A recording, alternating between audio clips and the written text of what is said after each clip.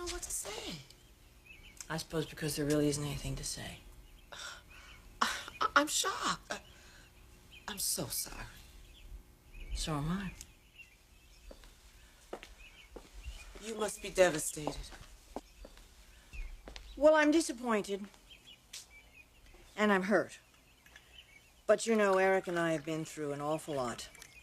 I'm not about to curl up and die just because there's another woman in his life. Especially seeing as I already knew that he was involved with her. I had so much hope for the two of you. I still do. You do? Well, you know, consider all of the pressure that he's under. Brooke got pregnant, and he had to wait 9 months to find out whether or not he's the father of that baby. It isn't as though he's off on some desert island, you know. He runs a large corporation. He's busy all the time. Well, then what is this decision of his to marry Sheila? Well, you know what I think it is? I think he needs some sense of stability. And if I were in his place, I'd probably feel the same way. You haven't given up, have you? When have you ever known me to give up on something that I believe in? I've never known you to do that. I told him I think it's a terrible mistake for him to marry this woman. And I also told him I'm going to do everything in my power to convince him that it's a mistake. How did he react to that? I think that's one of the reasons why Eric always loved me, and probably why he married me in the first place, because the truth is I challenge him in a way that no one ever has, and probably no one ever will. Stephanie, I want to help. Let me help you get him back. Oh, Ruth, well, that's so sweet. But what could you possibly do? Besides, I sort of have something in mind. You do? Well, yes, as a matter of fact, I have an appointment. I was on my way over there before you dropped by. An appointment with whom? The keeper of the secrets. You need a ride someplace? No. I drove. Besides, there's someplace else I want to go to. Where? Don't you worry. We're gonna take care of you.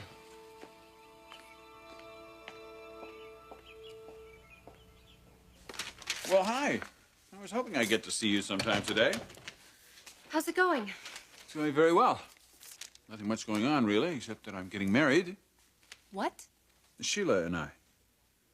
You know, that seems to be the stock reaction I'm getting. I had no idea that you were even divorced. I signed the papers this morning. Well, I guess congratulations are in order. Well, thank you. You know, you're the first person to congratulate me. Everyone else seems to think I'm making this colossal mistake. Oh, it's a little bit hurried, don't you think? No, I don't. I see no reason to wait. Frankly, I feel like I've been waiting for months. Well, you seem to know what you're doing. Yes, I do. Good. I'm glad for you. Look, I realize you'd probably be a little more comfortable if my marriage to Brooke hadn't ended so abruptly. Oh, doesn't make any difference to me. That's good. Well, you know, I mean, sometimes I do wonder about where her head is these days. Well, I think mostly she's steeped in motherhood. Mostly? She promised me she wouldn't pursue Ridge. Mm-hmm. She made that promise before. Then she broke it. I don't know what to tell you. No, I don't want you to tell me anything, Eric. My marriage is solid. I'm very certain of that. I mean, there is only one thing that concerns me. Brooke has another piece of ammunition in her arsenal. Ammunition? Her baby. I have no doubt she'll use her. Do you?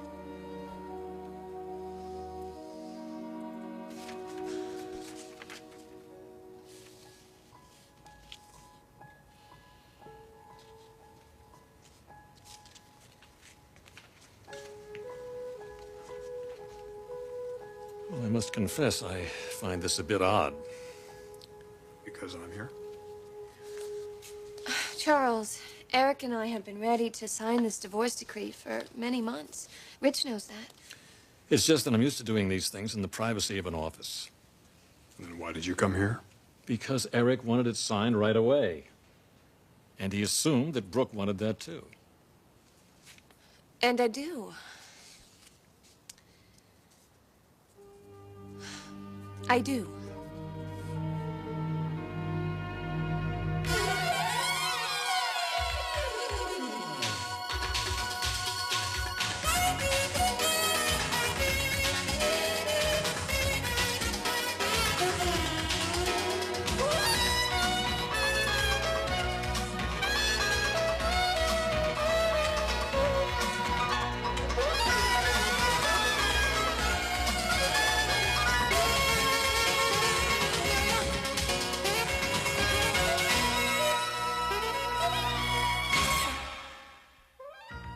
The bold and the beautiful. This portion sponsored by Cascade. Cascade with sheeting action gives you virtually spotless dishes every time.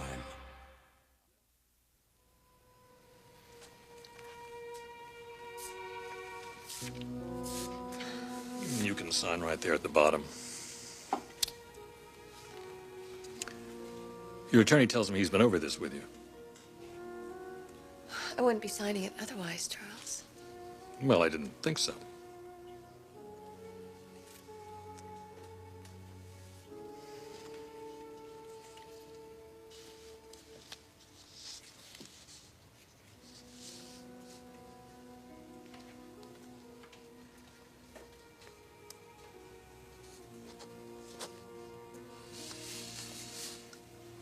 Well, I guess that does it.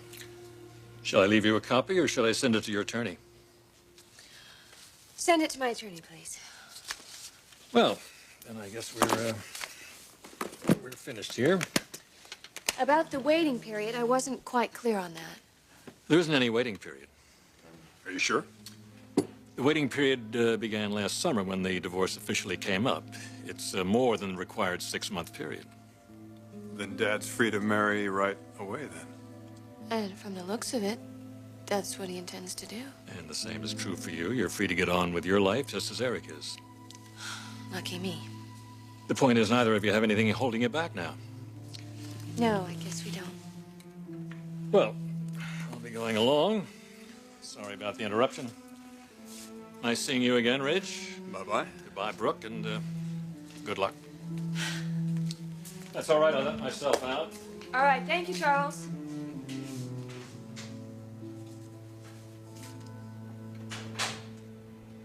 So tell me,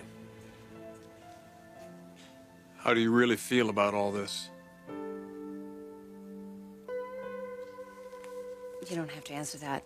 I didn't mean to put you on the spot. I like to believe that Brooks learned something from all this. Unfortunately, what we like to believe is somewhat different than the truth. You know what I would do if I were you? No. What would you do? I would try to think as little as possible about Brooke and as much as possible about my husband and my family.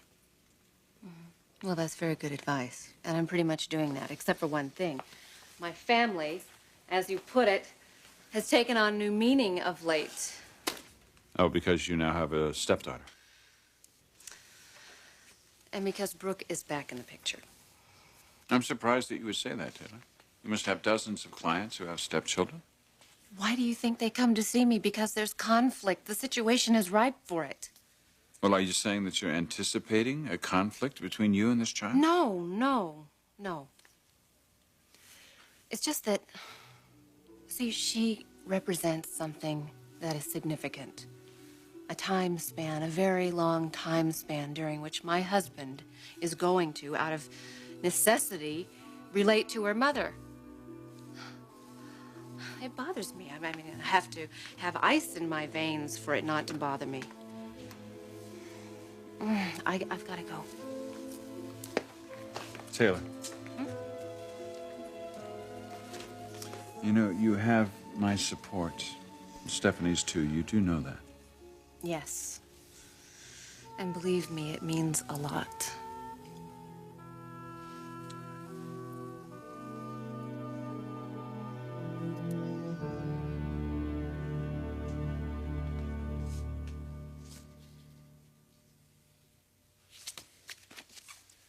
Diane, I'm ready for my next patient. Would you send her in, please?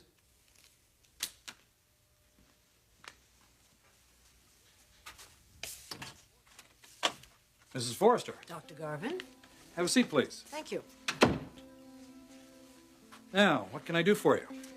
Well, there's a man in my life that I believe is involved with a woman of questionable motives. Tell me more. I'd like to talk to you about me and that man. And that woman.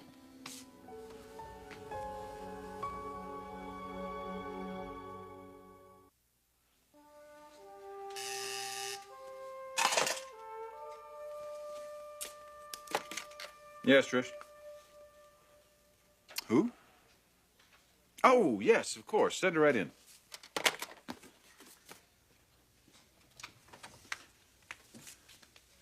Hello, Eric. Ruthanne, hello. Well, come in, come on. Oh, thank you. I know you're very busy. No, I'm glad you stopped by. I'm glad I stopped by, too. Well, how are Mitch and the kids? Oh, everyone's fine. Good. You and yours? Well, I'm sure Stephanie has told you about everything that's been going on. Never a dull moment. Unfortunately, no. Come on, sit down. What can I do for you?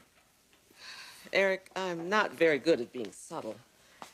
And far be it from me to stick my nose in someone else's business, but if I might speak as one adult to another. Well, of course. You and Stephanie have a rare opportunity.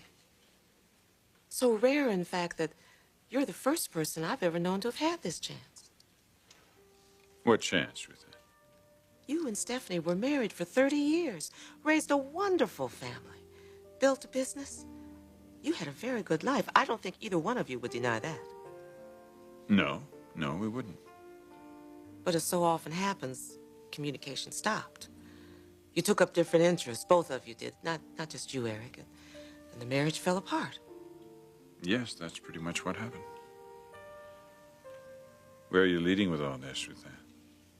Then you remarried. Spent 2 years with another wife, and now you're divorced again. What did you learn from that? What did I learn? I'm speaking specifically about Stephanie. I mean, you do see her in a different light than you did 2 years ago when you divorced her. Yes. Yes, I do have a renewed appreciation for Stephanie. And therein lies the opportunity to recover what both of you lost when your marriage was dissolved. Ruthanne. Eric, I'm not going to say anymore. Yes, I know you're involved with another woman. But after having gone through what you went through with Brooke, I would hope that you would realize how difficult it is to build something even close to the quality of what you spent 30 years building with Stephanie. It's not going to happen, Eric. There isn't enough time.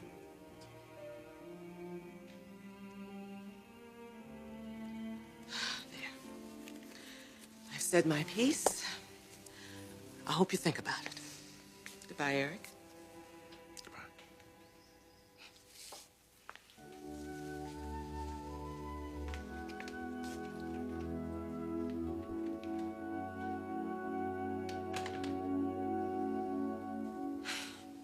How do I feel about being divorced? Yes. Well, it's what I've wanted for a very long time. Your situation has changed. You mean my situation with you? That's right. Well, that's true. You were the reason behind all of this. So where does that leave you? With a daughter. That can be a very lonely place. What do you mean? All it would have taken is one word from you, Brooke. To do what? Change a man's mind. What man are you talking about, Rich? Dad, of course. He would have taken you back in a second. No, I don't think so.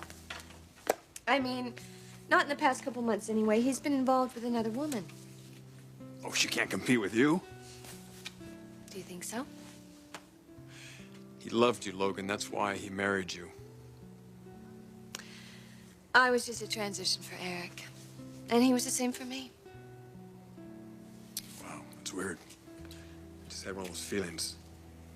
What feelings? Deja vu, like this has happened before. Well, this has happened before. Do you remember, Rich?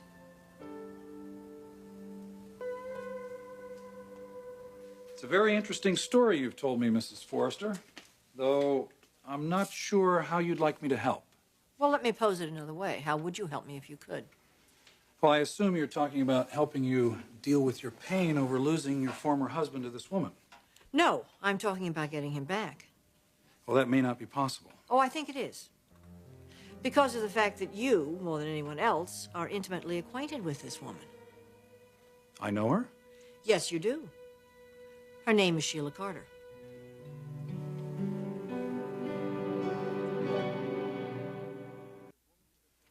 This woman you've been telling me about is Sheila Carter?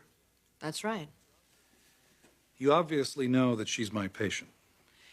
Yes, and I'm aware of privileged conversation and that you shouldn't talk about it. Mrs. Forrester, if that's the only reason you've come here to talk about Sheila... Doctor, that woman is trouble, and I think you know it. Look, Mrs. Forrester, Please, my family has been through a terrible trauma. A trauma involving paternity. Paternity? So you know about it. I can't discuss my sessions with Sheila. Eric has asked her to marry him if there is something about her that he should be aware of. If you hold something back from me that would be detrimental to my ex-husband, believe me, I'll slap a suit on you. That's no idle threat. Fine. You can't say you haven't been warned. Mrs. Forrester. Come in and close the door.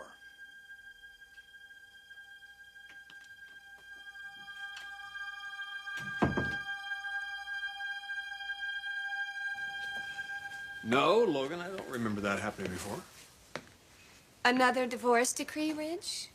No, it wasn't officially on paper like this one, but it was real. At least to us, it was real. What are you talking about? You haven't forgotten that, have you? The letter that your mother wrote. Oh, the letter. From Eric, pledging his love to her. I was so thrilled when she showed us that letter. It really freed us up. Yes. Yes, it did. And then we went immediately up to the mountains to the cabin and made love in front of the fireplace. You do remember that, don't you? Let's not get graphic here. I think that was the only time that we ever felt unencumbered together. Eric was in love with Stephanie, and you and I were in love with each other. It was all so perfect. Except that letter was a fraud. Dad never wrote it. Yes, that's true. But for a couple of days, we were incredibly euphoric. I was never so happy. And I can say that I've never been that happy since. I wonder about you. Don't worry. I don't expect an answer to that. At least not an honest one. Logan, you are a pistol.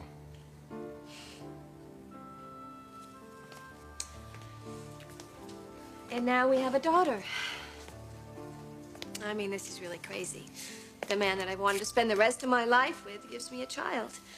And ironically, I may never be able to make love to him again.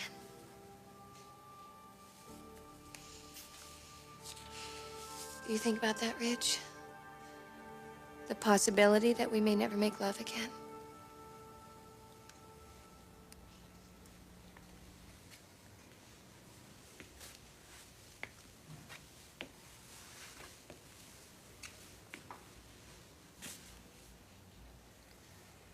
I think I better go.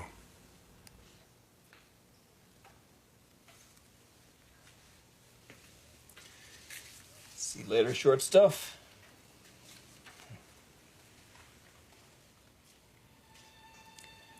You too, cutie.